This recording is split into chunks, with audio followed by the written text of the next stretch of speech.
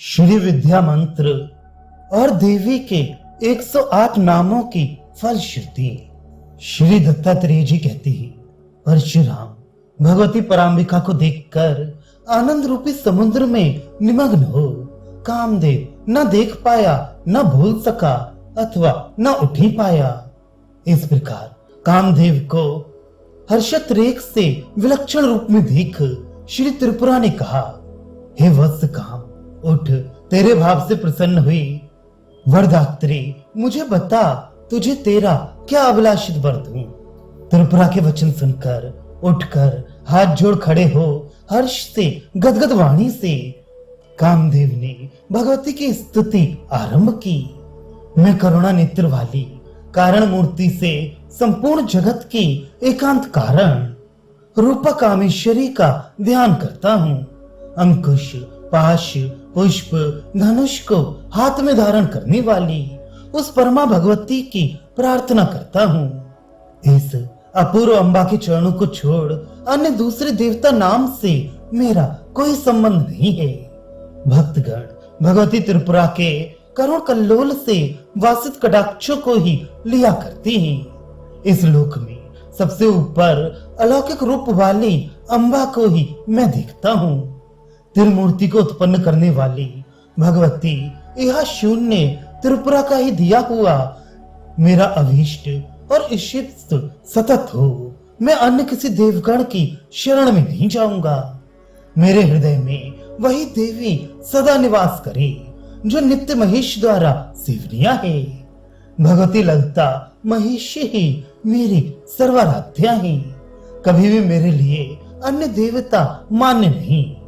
हरि, ब्रह्मा और शिव प्रमुख देवगण के द्वारा जिसके चरण कमलों की भक्ति की जाती है, वह मुझे सदैव अपनी कृपा कटाक्ष से प्रसन्न करे।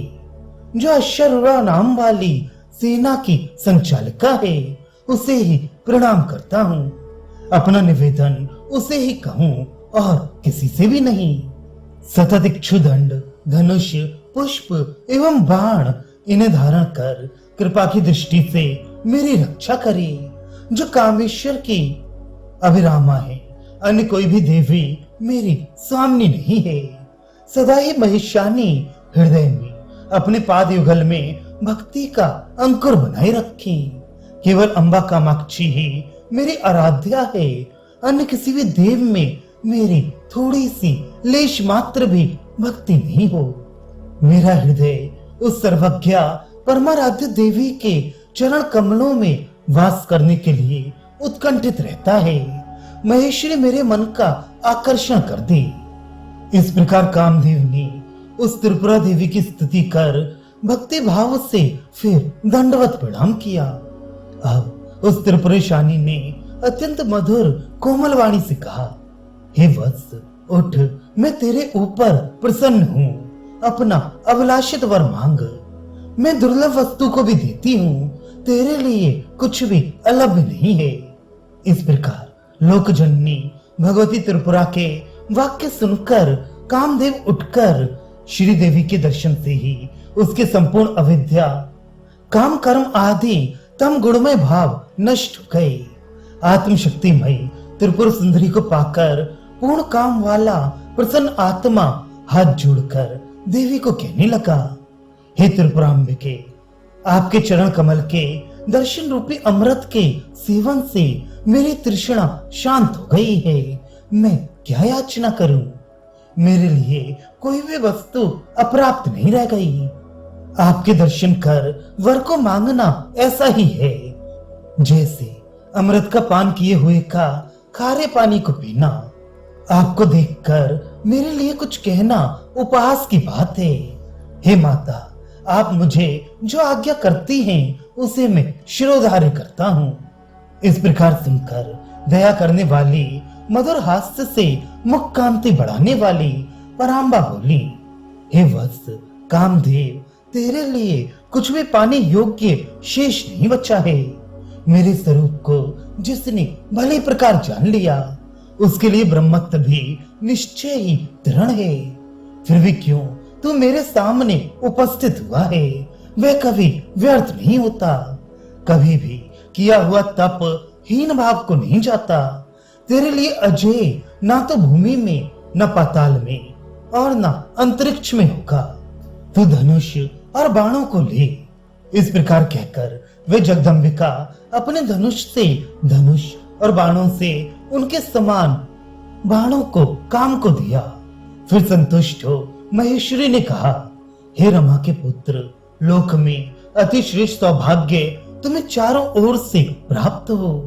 तेरी दृष्टि पड़ने से ही सब लोग धैर्य छोड़ दें।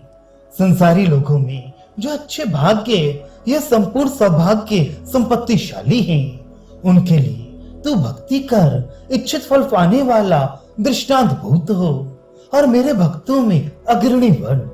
स्वप्न में मैंने तुझे जो विद्या का उपदेश दिया, हे कामदेव, सब विद्याओं में उत्तम उत्तम वह भी तेरे नाम से ही काम विद्या से विख्यात हो, क्योंकि इसके सभी उपासकों में तू ही आद्य उपासक हुआ है।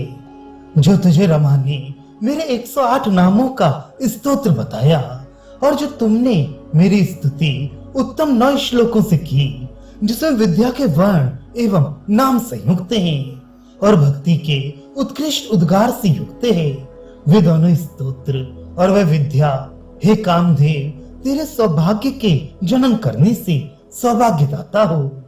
इनके नाम क्रम से वह सौभाग्य विद्या काम विद्या प्रसिद्ध हो। सौभाग्य अष्टोत्तर शत एवं सौभाग्य नवरत्न नामक स्तोत्र संसार में विश्रुत रहे। इस स्तोत्र के पढ़ने वालों पर मैं शीघ्र ही अत्यंत प्रसन्न होती हूँ। विद्यार्थियों को विद्या लाभ हो, धनार्थी लोगों के धन, पुत्र की कामना करने वालों के पुत्र की प्राप्ति और भार्या की इच्छा करने वाले लोगों को पत्नी का लाभ हो। पृथ्वी पर इस स्तोत्र के पढ़ने वाले जिस जिस वस्तु की कामना से उसका पाठ करें, वह सब उन्हें प्राप्त हो। यह सत्य है, उनका कभी किसी प्रकार अनिष्ट नहीं बनता। अच्छी प्रकार पाठ करने वाले मनुष्यों के लिए यह स्तोत्र संपूर्ण कामनाओं की पूर्ति करता है। हे कामदेव, सुन, उन पर मैं अति शीघ्र प्रसन्न होती हूँ। इस प्रकार त्रिपुरा देवी 108 नामों तथा नवरत्न स्तोत्र विद्या महात्म्य बतलाकर वहीं अदृश्य हो गई।